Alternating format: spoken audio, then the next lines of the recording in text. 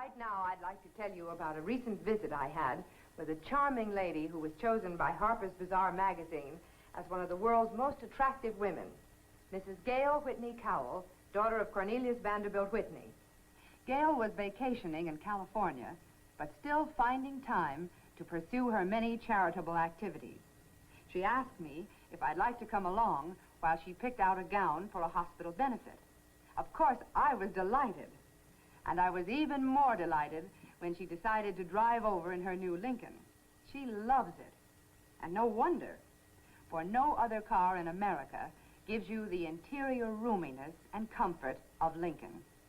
And when it comes to handling ease, Lincoln drives like a dream. The real test came when Mrs. Cowell backed into a tight parking space in front of Bullock's Westwood. But with Lincoln's shorter turning radius and power steering, she made it look easy. I found her taste in cars was matched by her excellent taste in clothes.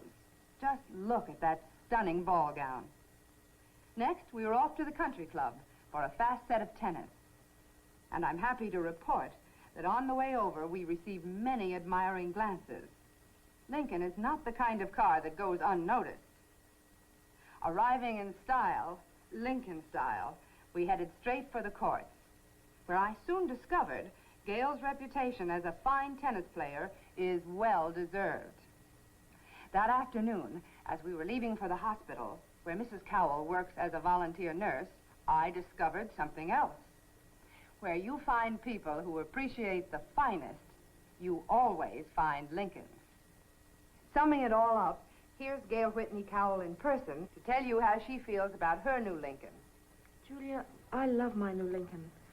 And I know when you drive a Lincoln, you'll like it as well as I do. Why don't you compare Lincoln and the other fine cars, and if you do, I'm sure you'll agree that this is your year to change to Lincoln.